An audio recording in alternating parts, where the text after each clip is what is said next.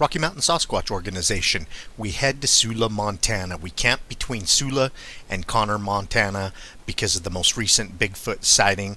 We have spent many a year in these areas looking for Bigfoot and searching for the deadly Bauman location. Took us 4 years to find the deadly Bauman location, and now that we've found it, we're visiting and camping near other Bigfoot sighting spots. And this one between Sula and Connor happened in 2005. I would like to give you a breakdown of the Bigfoot sighting that motivated us to come into the area for a week and take a good look around for Bigfoot activity.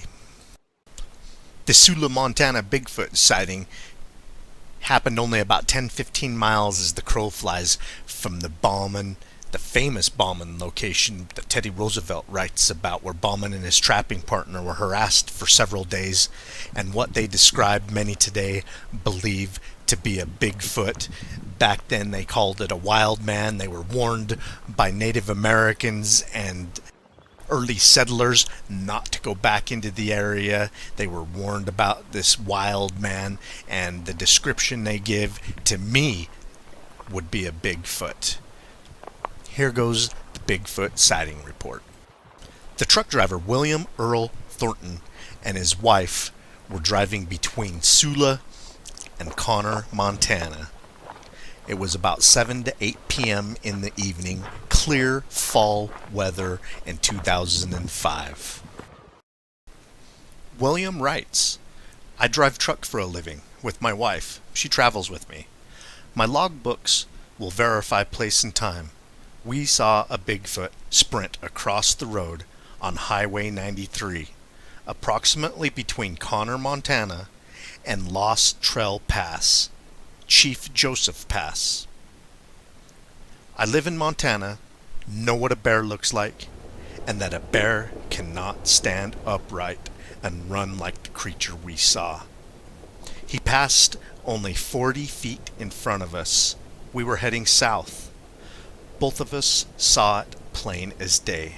No doubts in our mind, and we saw a Sasquatch. The river was next to the road, and no place to pull the big rig over. Signed, William Earl Thornton." His email address has been removed. David Petty from the BFRO did the follow-up report. I will provide a link in the description of this video to the BFRO report so you can go read it for yourself. I'll continue to show you the sites around the Bigfoot sighting location as we give the follow-up reports. Mr. Petty writes, "I interviewed both Mr. and Mrs. Thornton by telephone. Found that their brief but fascinating sighting has had an enduring effect on them, and was able to gather significantly more detail from them. Because they are so frequently on the road and home for just a short stay at any given time, I told them that while searching through their logbooks for a precise date could be a helpful addition to their account, and I did request it. It was not necessary and has not been provided. It must have been early in the fall season because the trees and brush still had their leaves and daylight remained at approximately 7 p.m. Their physical description of the location probably places the location of this sighting between the towns of Connor and Sula.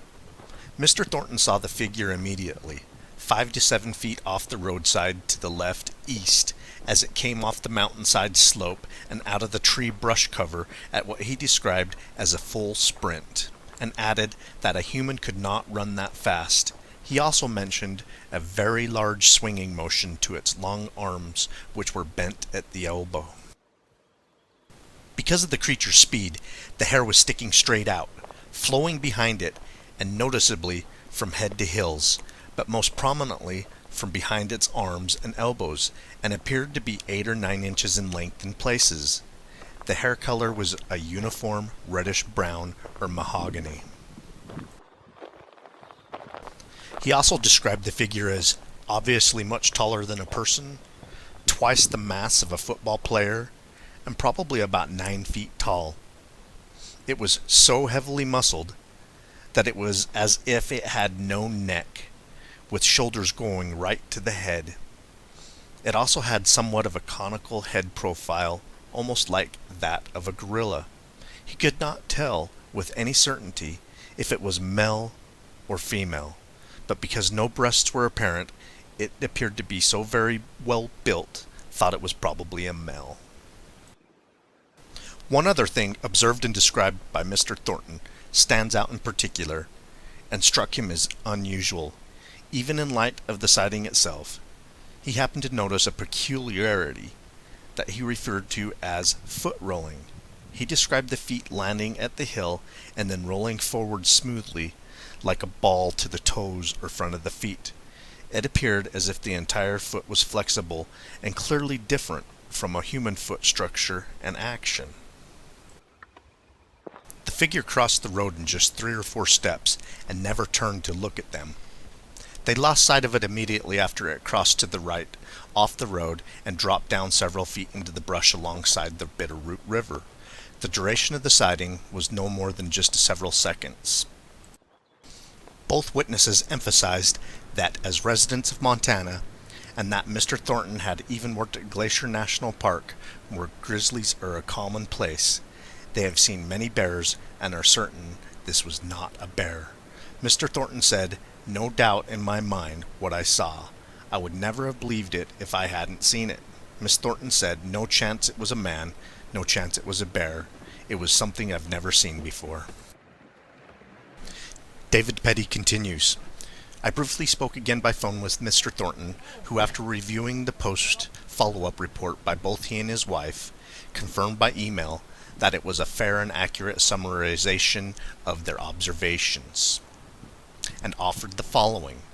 Only thing to add is forearms were not proportionate like a human, but longer.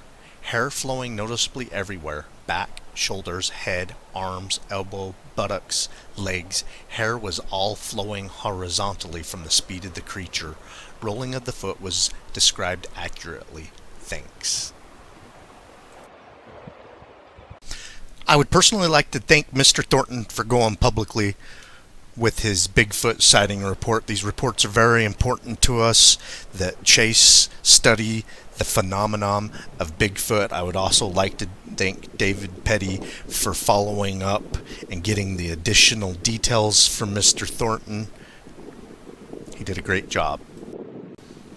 Our team at Rocky Mountain Sasquatch Organization has been actively traveling to this location once or twice a year since 2011.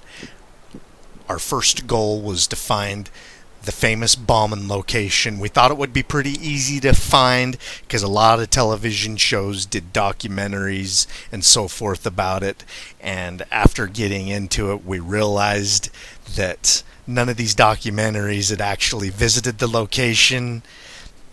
You know, a lot of television shows, they'll choose a generic location and make their documentary. I don't blame them. It's expensive and it's tough to find some of these places. Teddy Roosevelt writes about it in his book. He gives directions to the area, but it was still a monumental task for us to find. But we found it, and now we continue to come back and study other Bigfoot sighting locations in the area. I'm just intrigued by the long history of Bigfoot sightings in the area. They just add to each other, corroborate each other. You know, you wonder if Bauman, that Teddy Roosevelt writes about, if his trapping partner was really killed by what today we think is a Bigfoot. I mean, what they described was a Bigfoot, and continually in this area around the Bitterroot River, the Bitterroot Forest, the Salmon River, along the border of Idaho and Montana, we still continue to see Bigfoot sightings to this day. Perhaps Bauman's trapping partner was killed by a disgruntled Bigfoot. Most of us believe that they're evasive, gentle giants, but this creature was shot the day before the deadly incident happened. Everything wants to protect itself. Keep on watching. We're going to keep on squatching.